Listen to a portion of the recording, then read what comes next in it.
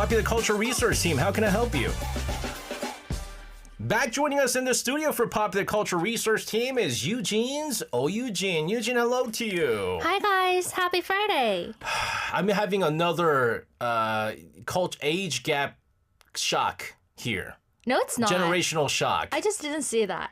Not because of the generational gap. No, okay, so you haven't watched Ghost, obviously. You were way too young. You weren't even born when Ghost came out. But I know that special, very famous scene. And then I asked her if she watched Lion King because I started singing the Lion King song. 왜 그랬냐? Chihuahua or something. 발발이 치와와. 발발이 Chihuahua. Anyways, you don't remember watching Lion King? I know the characters. Lion King was the first movie I watched in the theater. It's like Disney movie, right? It's a Disney movie. Okay.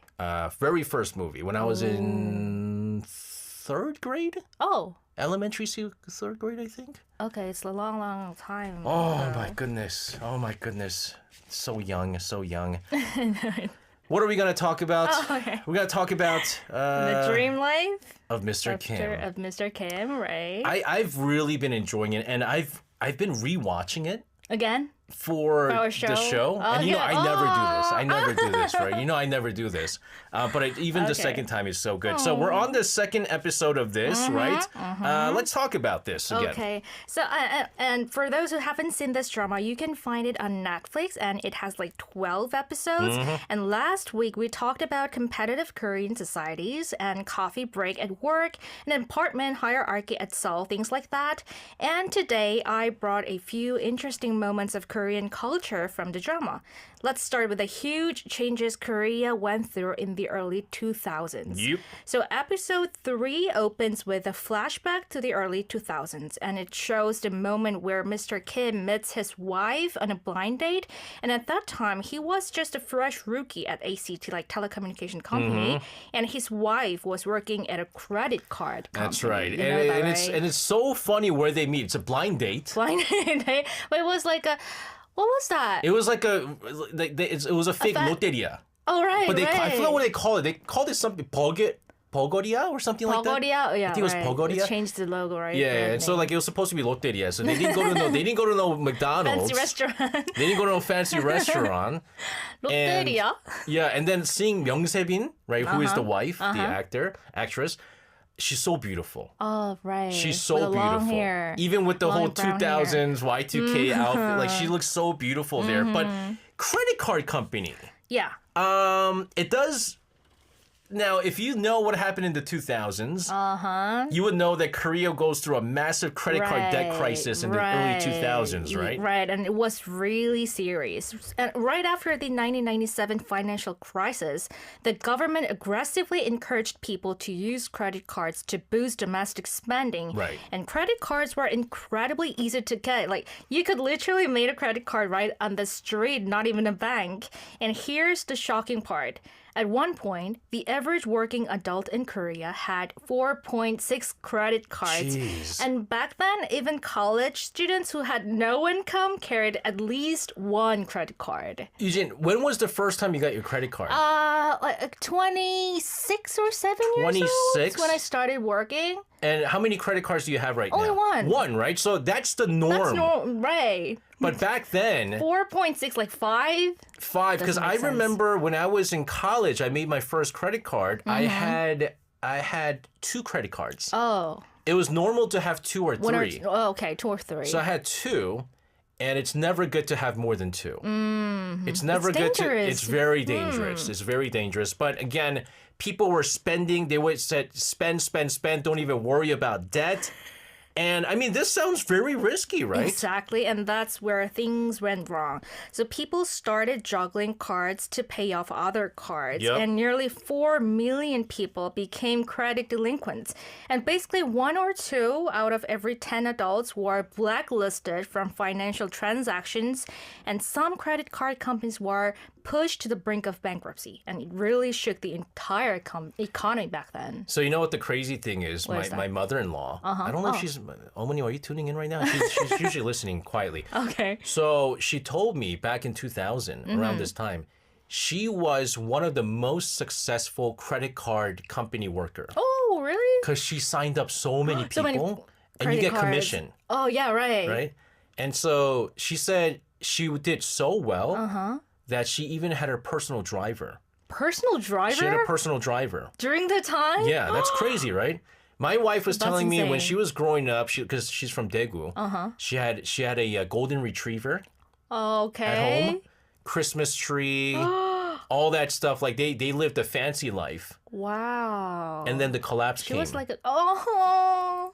And then the collapse came, sorry for and things were that. no good. Things are no good after. Okay. So it affected many people, Right. including, like you said, credit card companies that were on the brink of bankruptcy, right? And what was it? The wife was basically saying, "How could you not have a credit card?" Right. Even Every college person. students have it, right? The company that Mr. Kim worked for, again, the Information Technology and Telecommunications, ACT company, this was at the time that it was like starting to grow, too. Right. So around 2001, telecommunications companies and internet-related businesses were absolutely booming. Yep. And high-speed internet like ADSL started spreading nationwide, and companies introduced bundled services like home phone, internet, and mobile plans together. And that completely changed how people lived. And this was also when PC방 took off. No, You know that PC방, right? No, I mean, PC방, yes, You know but then the thing that really got me smiling is ADSL. DSL. ADSL. DSL. DSL itself. Modems were the first time that you... When was the first... Do you remember not being able to call when you had the internet, Eugene? I don't remember. So what you remember of internet is you could also use the house phone and be on the internet at the same Right, time? right. You can. I can. Wow. Back in the days, you couldn't. Right, I know that through this drama. If you were I cannot imagine that. That's why she goes, so I could use the phone and the internet at the same time, right? At home. Guys, you guys remember ding ding ding ding ding ding. What is that? Is it Star Wars? No, that's connecting to the internet. Oh, So when you connect to wow. the internet, it dials up a number. And if you're on the internet, you can't call anybody. Or sometimes people can't call you. It's a busy signal when you're on the internet. Oh, I And thanks to cannot the imagine that. oh my goodness, she was on the I she didn't know that. no, she started off with the What modem, a the DSL generational modem. gap here. Yes, and so now with the ADSLs and like the Yeah. cable modems and the T1 modems and T2, T3s, this is when the PC방 blew up. And initially that was a uniquely Korea thing. Right, they really are. And friends would gather there to play games, chat online, and explore the internet together. And for many people, it was their first real experience of being online. And it changed like how we consumed media. Like people started reading news online, listening to music online, and joining online communities. This was like basically the birth of Korea's internet culture. Guys, I know people are chatting here, but chatting was big in the internet. What did you do chatting? Buddy buddy? Not Buddy Buddy. What'd you do? Natone. You know that was a huge boom for us when I was in high school. You know that, right? I know Natone. Natone. That's such a oh my goodness. This is why it's like you see like the generational gap. Gap here? Yes. You used the Natone, right? I did use Natone. Okay. I did use it to talk to like my Korean friends. There was MSN Messenger. For Americans, like there was the AOL Messenger. Ben Song says 천리안. Huh? 천리안. Wait, Tanya. That was like what is it? The internet. What is it? Was it like a chat system or something like that? But anyways, I didn't know it was like that. old school internet stuff. Oh, okay. But chatting was very big. And so that was right. like a PC방 was a big thing because they'll go there for fast internet and they'll chat, right? But speaking of online communities though, before we had Google, before we had Naver, we had things like Yahoo Korea. Yahoo! Yahoo! You don't know the commercial? Is that a commercial song? Wait. Yahoo Korea. Okay. Do you remember Yahoo Korea and like the internet culture back then? Of course, I used to play games on Yahoo Korea every day, but the real legend here is the Psy World. Do you know that, right? Of course. Did you use that? I did use Cyworld. Of okay. course I use Cyworld. I don't know if it's... They try to bring it back recently. Right, but You had a Cyworld. yeah, of course. Did you try to go back into the Cyworld and look at all the pictures? No, I cannot do that. I can't do that. I don't want to see everything. I saw those pictures. You saw that? Yeah, I mean, it's from like my college till I think College life. 2011, 2010, I think, when I was in Korea. and it was a lot of cringy stuff. You know, like how we say 오글거리다, right?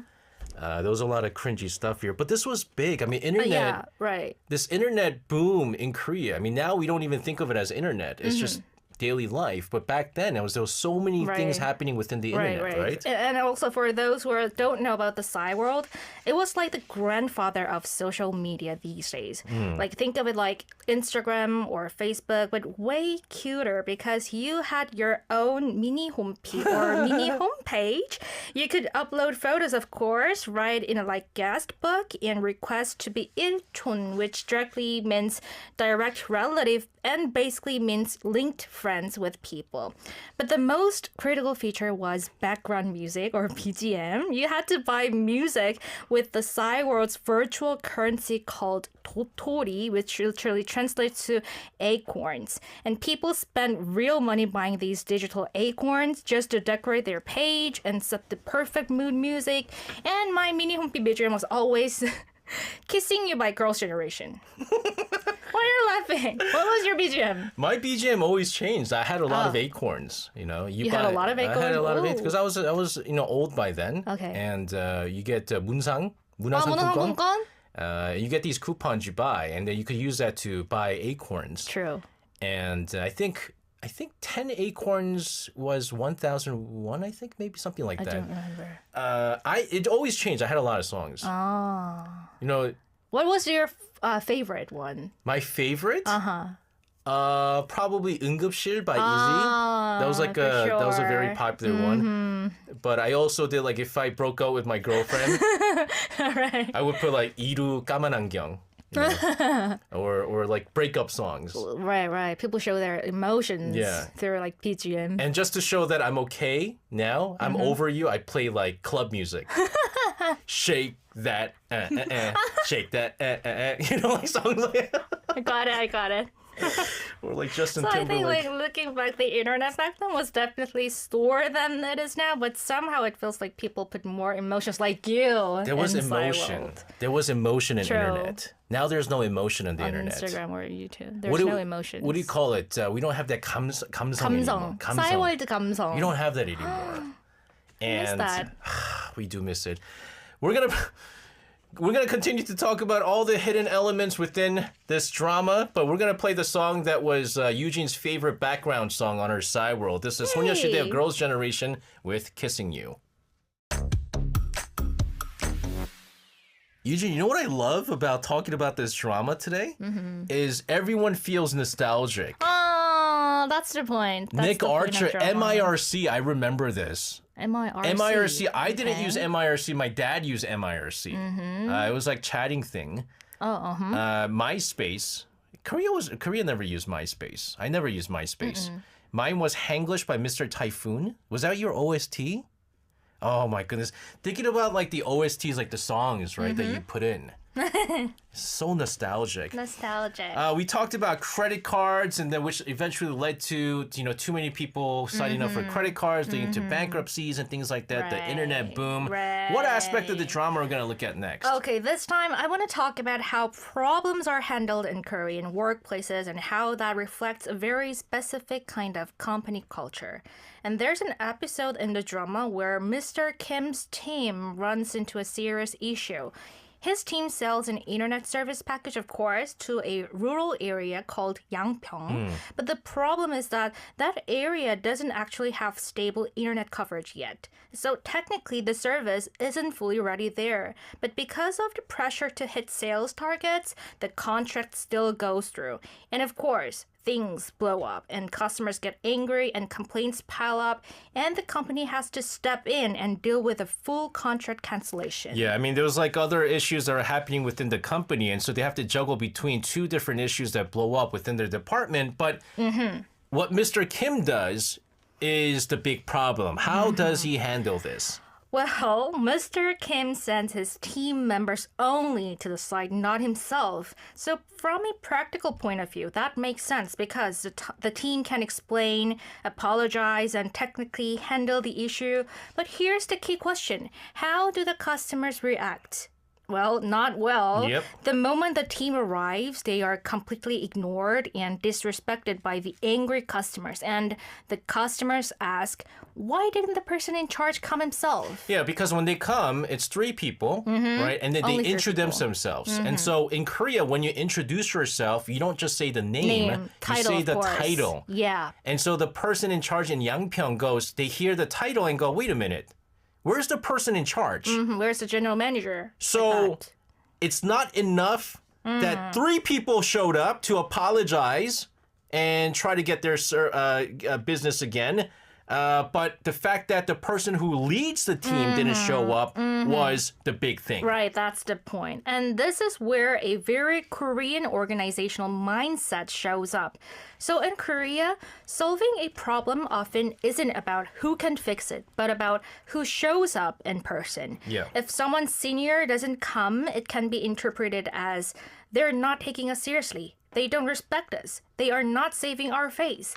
And this is what we call chemen culture in Korea, or face culture, where how you show respect can be just as important as what you actually do. And it's especially strong in corporate settings. So it's like less about the issue itself and more about the attitude and formality, right? Exactly. So that's why you often see things like executives personally visiting a site just to bow and apologize, Right. or high-ranking managers attending meetings even when decisions are already made.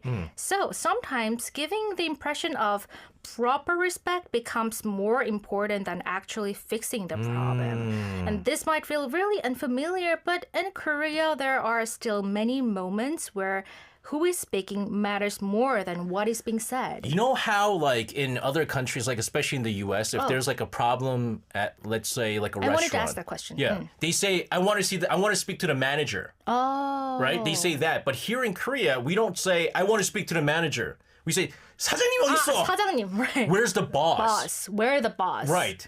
You're not talking about the manager who's Not leading about the team manager. here. You're talking about the top person. And that's the Korean thing. There's no, I want to talk to the manager. I want to talk to the boss. The is what it is. executive. Right.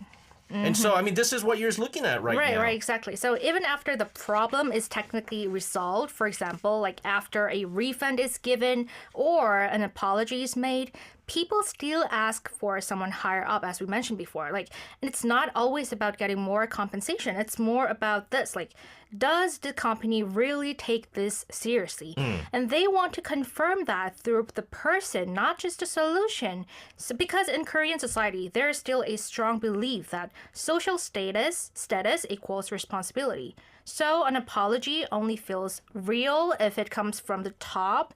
When a senior manager comes out and bows and says, okay, we sincerely apologize for the inconvenience. And people often calm down immediately. It's not really about solving the problem. It's about resolving the emotion. Right. Yeah. You know what's interesting is that I think we see this right now with the Kupang incident. Oh, right. Because if you've seen the what is it, the parliamentary hearing, right?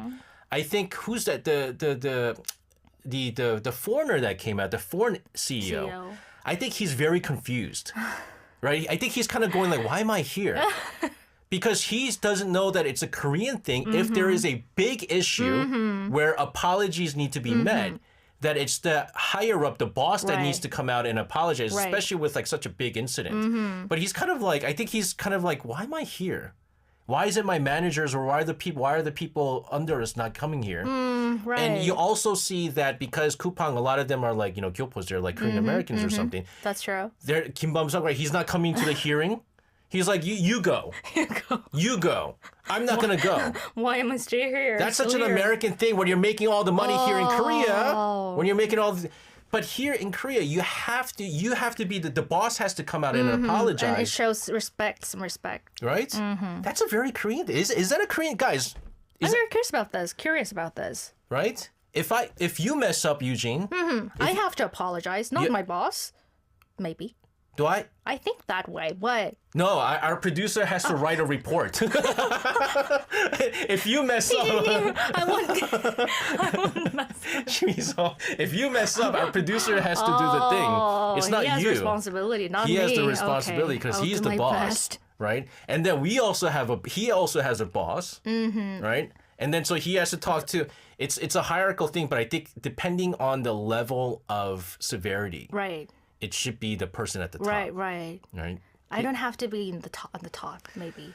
In that case, in that situation, I don't want to hold responsibility at all. But then it's just like you can understand like Mr. Kim, he's messed up there by not going because he went to something else, and his underlings, right, his like senior managers and everybody that was there, when they said, "Oh, the higher up's not here," what is this? They weren't surprised. They're like, I mean, yes, it's. Manager Kim's, it's Mr. Kim's fault for not being here, and there's nothing that they could do. So I couldn't understand Mr. Kim because he didn't show up himself.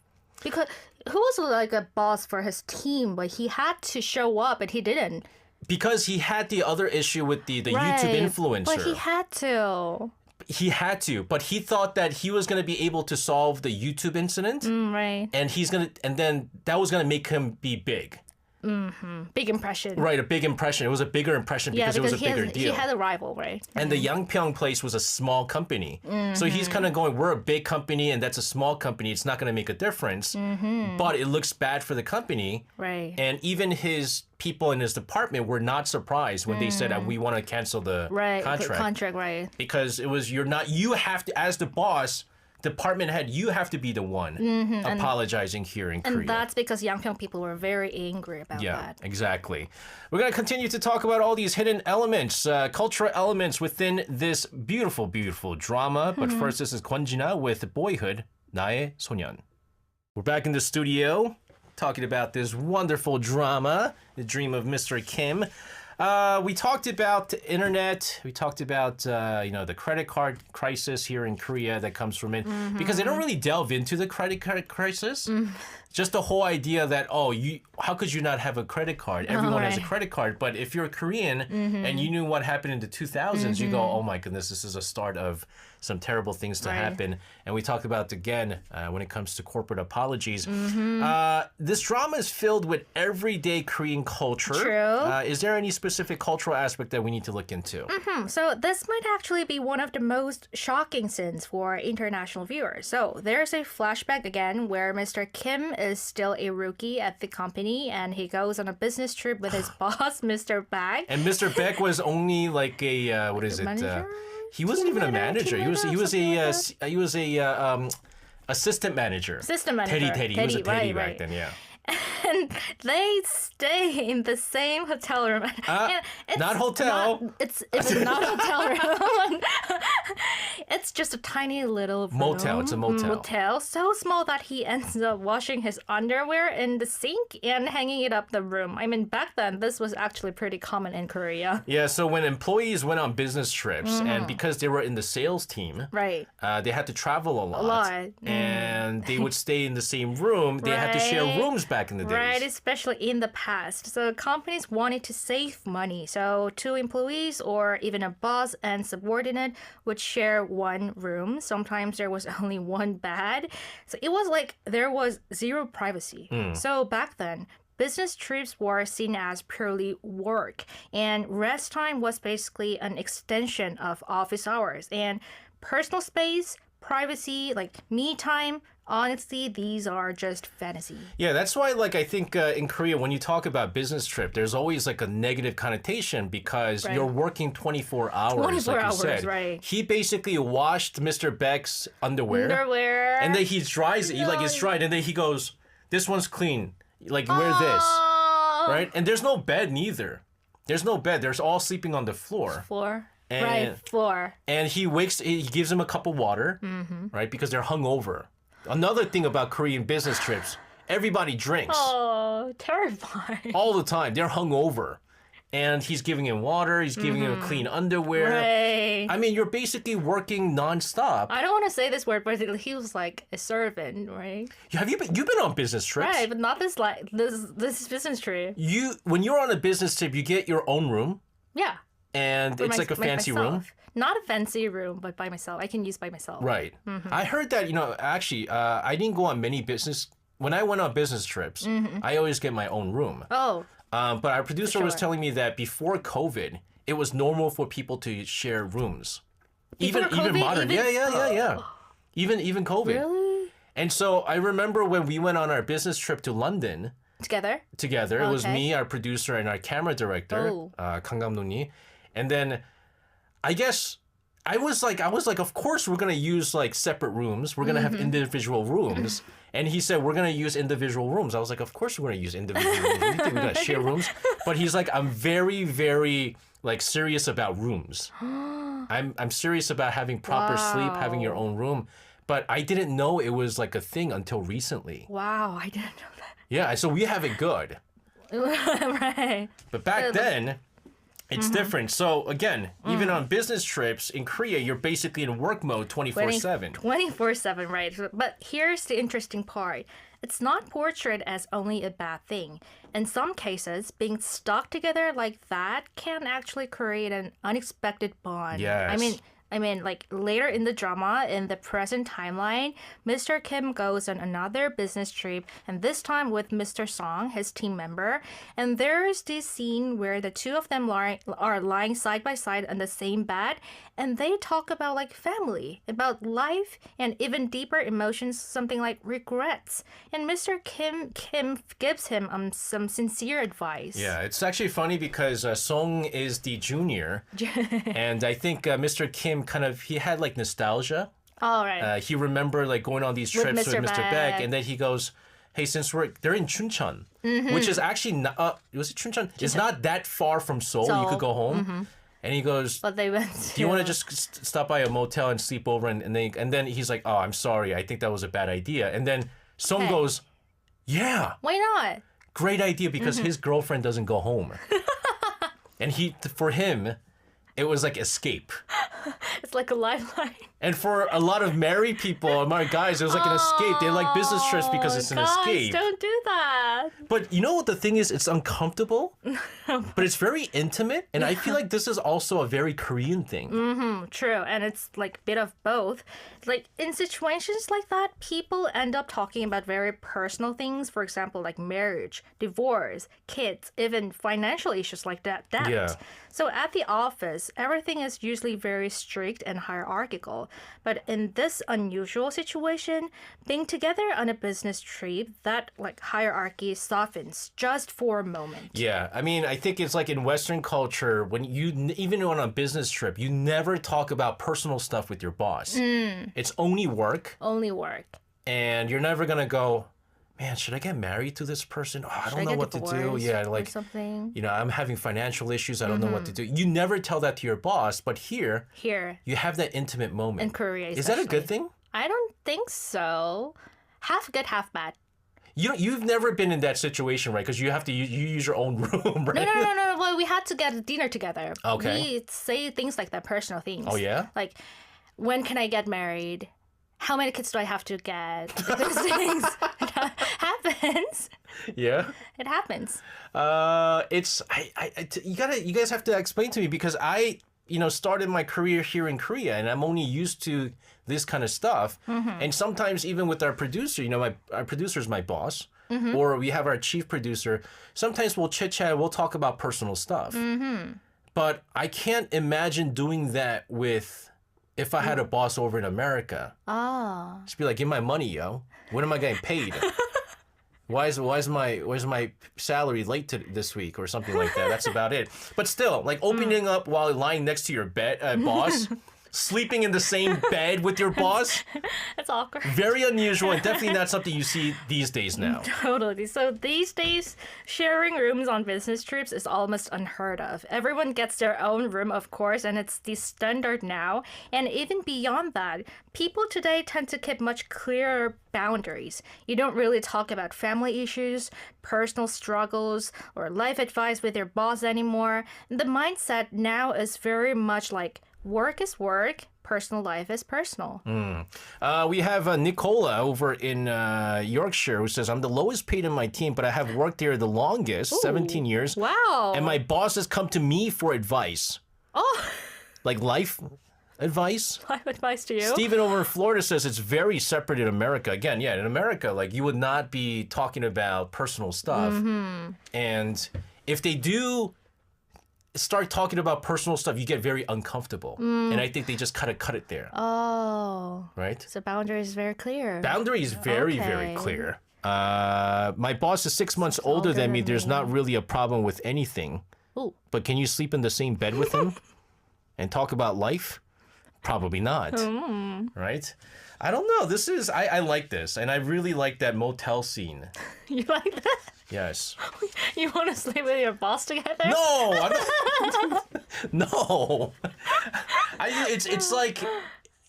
you see how hard they work Right. to move up to the ladder. How passionate they were. And I think in some eyes it might seem very demeaning, but they're working that hard to go up the corporate ladder, you know. Which have is to why, admit it. yeah, which is why Mr. Kim, when he does go up on the top, that's why he treats his juniors Yeah, poorly. right. We have to acknowledge their efforts. Yeah, because he's used to doing all that stuff, and he's going, how come they're not doing that for me, right? Washing the underwear. The washing underwears, oh my goodness. Eugene's, Yes? thank you so much for this. I hope you never have to wash any of your bosses. I guess women don't do that, right? It's only the guys. Anyways, have a fantastic weekend. Thank you. And we'll see you again on Friday. Thank you. See you next Friday. Bye. And sending her out of the studio, this is Chuk Je featuring Zion T with Kane Jui. No thanks.